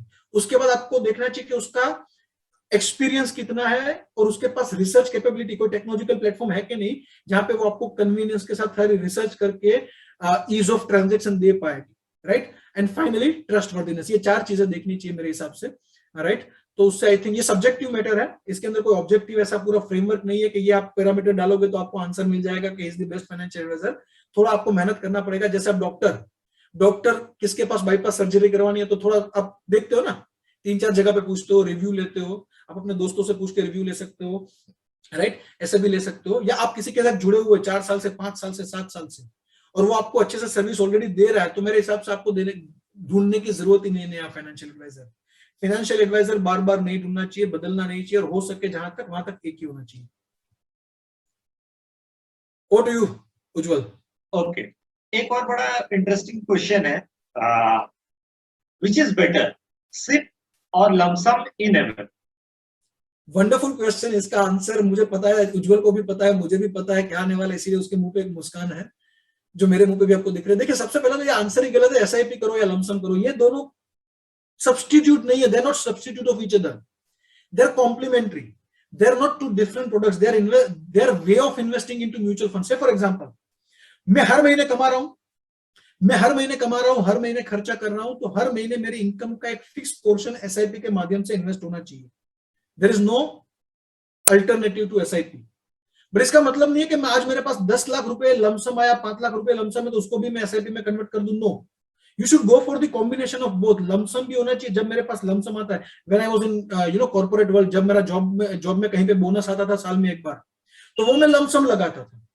बट वो पर्याय नहीं है, वो SIP का पर्याय नहीं है। उसके अलावा SIP तो चलती है। तो लमसम पैसा आ रहा है तो वो कितने समय के लिए निवेश करना है, कौन से ऑब्जेक्टिव के लिए निवेश करना है, वो देख के लमसम इन्वेस्ट करो। Based on your time horizon, based on your requirement, right product select करने में आपके फाइनेंशियल एडवाइजर हेल्प करेंगे। तो लमसम पैसा है उसको लमसम इन्वेस्ट करो। SIP है जो वो आपके महीने का जो इनकम है उसमें से एक फिक्स पोर्शन डिसिप्लिन वे में फ्यूचर के लिए सेव करना है, उसके लिए तो वो तो कंटिन्यू रखना ही रखना है। यस, अब सवाल ये आ सकता है कि लमसम इन्वेस्टमेंट है और डर लग रहा है मार्केट से, मुझे एवरेज आउट करना है मेरा इन्वेस्टमेंट। तो लमसम के अंदर कई बार हो सकता है कि अगर आपको मार्केट से डर लग रहा है तो उस टाइम पे आप STP का मोड ले सकते हो, यानी कि पैसा तो लमसम दिया म्यूचुअल फंड को, बट वो गया आपका लिक्विड फंड में या तो डेट फंड में, और उसमें से हर हफ्ते या हर मंथली आपका फिक्स पोर्शन आपके एक म्यूचुअल फंड में से दूसरे फंड में जा रहा है, उसको कहते हैं STP। तो आंसर क्वेश्चन क्या होना चाहिए कि मैं लमसम एक साथ इक्विटी फंड में डालूं या STP के मोड से जाऊं? That is the right answer, right question. That depends on market valuation and everything, जो उसके बारे में आपके फाइनेंशियल एडवाइजर आपको गाइड करेंगे। आंसर एक लाइन में इतना दूंगा, लमसम पैसे है उसको लमसम इन्वेस्ट करो और हर महीने का जो कमाई है उसमें से फिक्स पोर्शन का SIP करो, सिंपल। एक और क्वेश्चन जिगर भाई, ये it's a very specific question, but it has come from a investor who is 69 years of age. तो मुझे लगा कि जो यहाँ पर अपने सीनियर इन्वेस्टर्स होंगे उनके लिए बड़ा काम देगा। नाउ दिस जेंटलमैन जो 69 ईयर एज के हैं और अभी भी एम्प्लॉयड है, 1 लाख रुपए पर मंथ अर्निंग है उनका कहना है, और वो कह रहे हैं कि कैसे मैं सेविंग करूं, 69 इयर्स एज का हूं, और how should I plan for my future if I stop working, hospitalization वगैरह, इन सारी चीजों को ध्यान में रखते हुए। सो देखिए, अगर आप 69 इयर्स की एज के हो और आप अभी भी काम कर रहे हो, आप वर्किंग मतलब आपका लाइफ जो है उसके अंदर अभी भी आप कार्यरत हो, निवृत्त नहीं हो, तो सबसे पहले तो मैं आपको कॉन्ग्रेचुलेट करना चाहूंगा, बिकॉज आज के जमाने में बियॉन्ड 50, राइट, अगर आप काम करो, it's a wonderful thing. So first of all a big congratulations कि फिजिकली आप फिट हो और 69 की एज पे बहुत अच्छे से काम कर रहे हो। और मेरा मानना है कि जब तक आप जी रहे हो तब तक कुछ ना कुछ एक्टिविटी में होना चाहिए, फिर वो इकोनॉमिक एक्टिविटी या कोई भी एक्टिविटी हो, तो आप कर रहे हो, उसके लिए बहुत बहुत आपको धन्यवाद। नंबर 2, कैसे इन्वेस्ट करना चाहिए। अगेन, एज आपका 69 है तो सबसे पहले आपको ये पूछना है कि मुझे इन्वेस्टमेंट करना है, सेविंग करना है, तो कौन से ऑब्जेक्टिव के लिए करना है, कितने समय के लिए करना है। अल्टीमेटली अगर आपने ये दो सवाल का आंसर दे दिया तो अल्टीमेटली आपको पता चल जाएगा कहां पे। अगर मान लीजिए 69 का एज है और अगर आप चाहते हो अगले 2-3 साल के बाद अब मुझे इन्वेस्ट करना बंद करना है, सेविंग करना बंद करना है, और 2-3 साल के बाद सारे पैसे विड्रॉ कर लेने हैं, then you should go for the conservative investments. फिर वो आप एसआईपी के माध्यम से डेट में एसआईपी करो या तो हाइब्रिड फंड में एसआईपी करो, राइट। बट अगर आप 69 की एज पे भी ये सोच रहे हो कि मुझे सेविंग करना है, मेरी लेगेसी जो है वो आगे ट्रांसफर करनी है, ये जो सेविंग कर रहा हूं मेरे बच्चों के लिए है, उनको आगे देके जाना है, मुझे उसके लिए सेविंग करना है, then it should go into equity.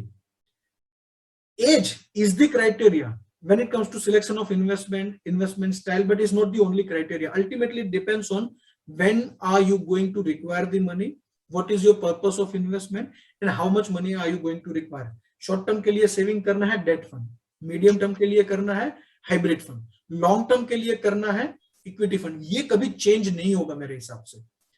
It should depend on your investment objective. तो आप अगर बता पाए कि आपका ऑब्जेक्टिव क्या, कितने समय के लिए इन्वेस्ट करना है, तो आई थिंक आपका जो स्पेसिफिक सवाल है उसका और स्पेसिफिक आंसर दे सकता हूं मैं। But right, so it simple, define your investment objective, time horizon, sit with your financial advisor, he will be more than able to guide you in the right direction.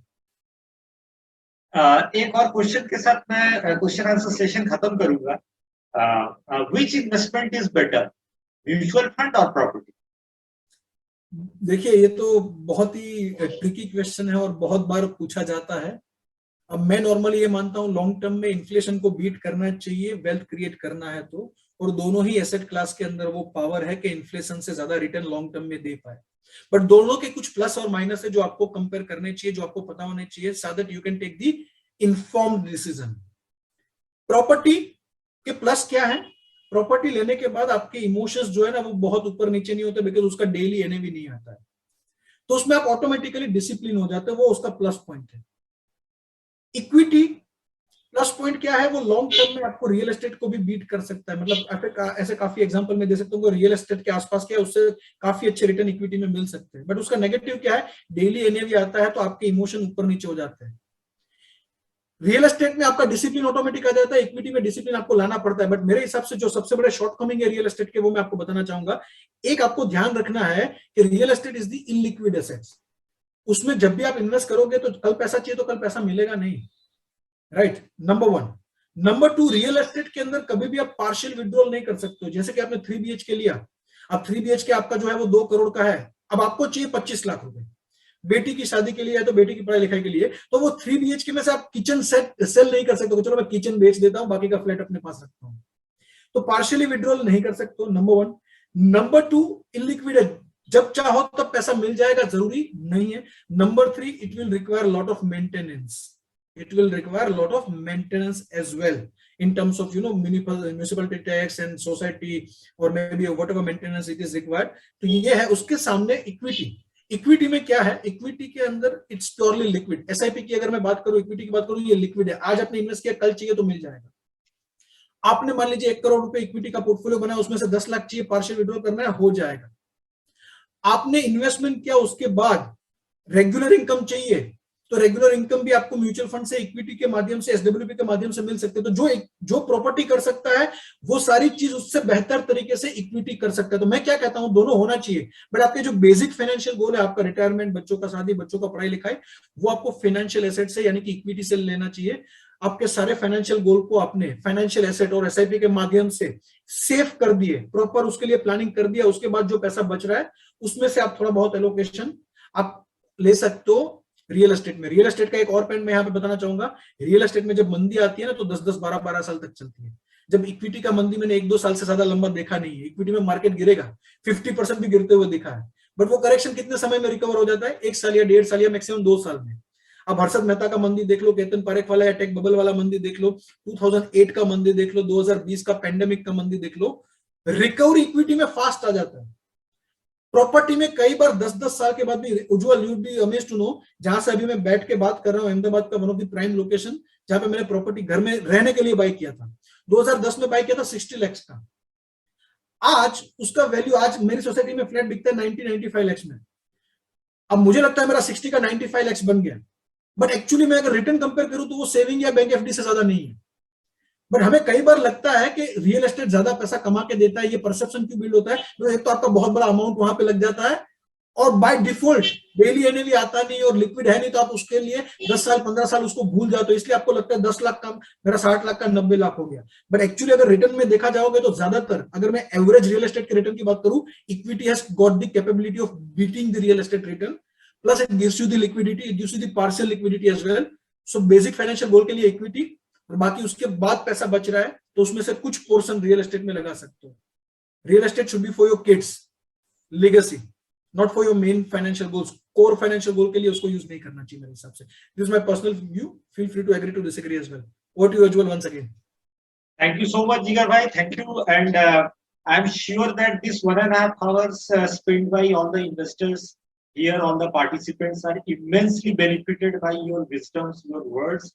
मुझे पूरी उम्मीद है कि ये लोग यहाँ से आपके जो वो है विजडम है, नॉलेज से उनको जिंदगी में सबको जो है फायदा मिलेगा। और काफी यहाँ पर इंटरेक्शंस हुए हैं, सिर्फ क्वेश्चन आंसर नहीं, चैटिंग में भी काफी लोग पार्टिसिपेट किए, मैंने भी कोशिश किया कुछ आंसर देने का। बट डियर पार्टिसिपेंट्स, मैं आपको बता दूं कि इस तरह के इन्वेस्टर अवेयरनेस प्रोग्राम हम लोग करते रहते हैं, आगे भी होते रहेंगे। और जिगर भाई फिर आएंगे हम लोगों के साथ अपने एक्सपीरियंस, अपना विजडम शेयर करने के लिए। मैं आपको रिक्वेस्ट करूंगा कि आप खुद भी आए ऐसे सेशन में, और साथ में आपको अगर अच्छा लगा है तो आप जिनको प्यार करते हैं अपने जिंदगी में, अपने फैमिली में, अपने फ्रेंड्स में, उनको भी एनकरेज कीजिए कि आए वो हमारे इस प्रोग्राम में बैठे, 1 घंटा दे, and I am sure that they will be also benefited highly. Thank you so much everyone for joining us here. Thank you, Jigar bhai. Thank you very much for inviting me. It's always a pleasure to meet entire Prudent team. So thank you very much. Thank you so much. Happy weekend. Thank you very much. Happy weekend. Thank you so much. Same to you.